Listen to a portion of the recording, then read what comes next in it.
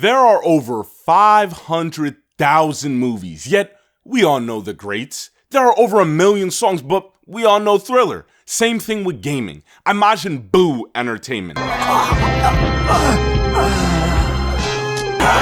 Hey, yo! I listen to a ton of music, and no, not just hip-hop, you sister-loving fucks. Movies and TV shows, you name it. You want to watch Gossip Girl? Whew, say less. Anyways, something weird has been happening lately, and it's recent. I would say this started happening around 2018. A wise man once told me, when everyone is super, no one is. The reason why I say this is because why does everyone think everything is great? I love this! It's so good! Oh my god, Dune was great. Fantastic visuals. CLB and Donda, album of the year. Metroid Dread, amazing. Not everything can be great. There has to be a difference. Y'all just be willing to accept everything as great sometimes. Y'all be reminding me of those people that just want to accept everything under the sun without no discussion. Lately, there have been a lot of games that have been considered great, but were just good. And that doesn't mean that's a bad thing. It's just, I think in gaming right now, we're getting a little bit too lax with it. Being great is an accomplishment. And with any accomplishment, it's going to take hard work and sacrifice. But if you let these good games come through, eventually being great is going to mean nothing. This is why Syndrome is one of the best villains and why Incredibles 2 was ass. A 2-pack of ass! But this is just my opinion. Yo, what's good? You already know I'm KenWal, and video game reviews have become useless. Like, be honest with me for a second. Do you read the full typed up review? Because if you do, congratulations, you're in the minority. Because I do not. Most of us is probably scrolling straight to the bottom to see that score. To be honest, most of the popular games that have come out this year don't really deserve the score that they got, but that's just me. But then that got me thinking, well, that's just what the reviewer thought as well. And then I started thinking some more. How impactful are these reviews anyways, especially today since gaming has changed? The barrier to entry has been reduced. There's free-to-play games and subscription services. Now, you're probably going to disagree with some of the games that I mentioned today, but all I ask of you is not to get emotional and hear me out. So with that being said, let's get into today's video, which is game reviews. Do we really need them anymore? As always, before we begin today's video, let me give you a friendly reminder to like this video, and if you end up enjoying it here at my channel, know that I keep you up to date with the latest open world game news and video essays where I go deeper into other gaming topics. Other links in the description box below. Thank you, crew. I came up with a rough criteria of what I consider to be great. This isn't everything, but this is what's most important to me. If anything is going to be considered great, it has to at least hit one of the things I mentioned, like come up with at least one new or improve upon an existing system. For example, Ghost of Tsushima, I really like the way that they improved upon systems like navigation and open world events. Also, the game has to deliver on what they promoted. Lastly, the game has to be enjoyable from beginning to end. It can't pull no Hancock where the first half is pretty good and then the second half is just... Now, it is worth mentioning that a lot of games were delayed, making 2021 not that crazy in terms of releases. So that could be the reason why everyone gave these games a little leeway. But I don't give a fuck. This pains me to say this, but Deathloop did not deserve a 10, nor a 9, and not even an 8. I'd give it a 6.5.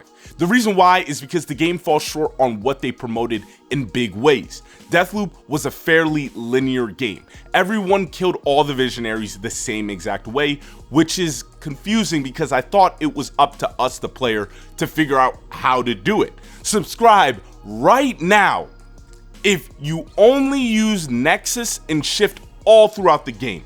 I know Deathloop's main focus isn't on telling a great story, but damn, that ending made me feel like how I feel after I jacked off empty and unfulfilled. I also felt the same way about Ratchet & Clank Rift Apart. The graphics and visuals were a 10, but everything else was pretty average. Okay, I thought this was a good time to pause because I want to be as clear as possible. I'm not saying these games are bad. No, they're not. They're far from it. I had fun with them, but at the end of the day, they're just good. That's all. It was a fun little experience. Now, I don't want to be that guy, and I know it could seem that way. I don't want to come off being like, man, I could do a way better review than these people, because I don't know if I can. But I'm just saying it would be nice if they could explain why these games are getting such high scores. The frequency, to me, it's just very odd, and it devalues high scores. Reviews, to me, are supposed to give you an indication of how good a property is before you pick it up. But times have changed. Again, the risks have been reduced for you to try things out for yourself, which is really nice. Why would I need anyone to tell me to try a free-to-play game? I'll try it for myself. Recently, I watched the movie Red Notice, and boy, that shit was trash. It's about drive, it's about power. We stay hungry, we devour. Put in the work, put in the hours, and take what's ours. Like it's a morning in my veins, my culture banging with strange. I change the game, so what's my motherfucking name? I know many people thought the same thing about that movie, but I think Red Notice is the most watched movie on Netflix. You wanna know why that is? Because it's there for you to try without any stipulations besides you paying for the service. I think it would be a completely different outcome if you had to physically move to the movie theaters and pick up a ticket for Red Notice. Reviews aren't as necessary in gaming because with the combination of free to play and games as a service, the risk just gets eliminated. But of course, I gotta end things by saying reviews will still be necessary to many others. If you were to judge 2021 games based off of reviews, shit, this year would be amazing with games, but I find that not true. I just find it confusing when games get the same score as each other. Like, is Deathloop the same level of greatness as God of War since they both got the same score? I don't know.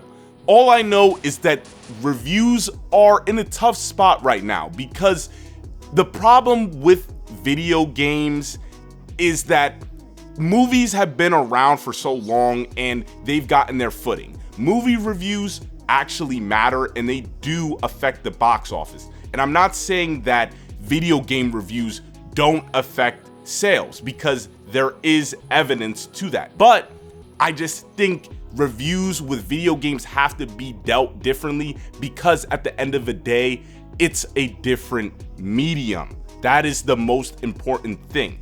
Gamers will just try out a game if they really want it or not. A review most likely isn't going to stop them.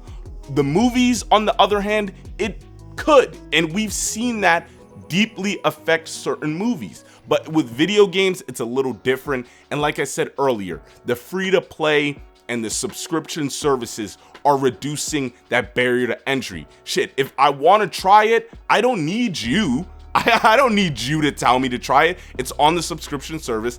And because I go to that subscription service every time I log into my console or whatever, I'm going to try it for myself. So reviews for video games are going to have to really revamp themselves, and they're going to really have to reconsider what their role is to play for gamers. But anyways, the VGAs are tomorrow, and I will be live streaming on TikTok. I would love to have you guys there. In conclusion, tell me what 2021 games you thought did not deserve the score that they got. As always, you already know I'm KenWal. Remember to like and subscribe, and I'll see you soon. Peace.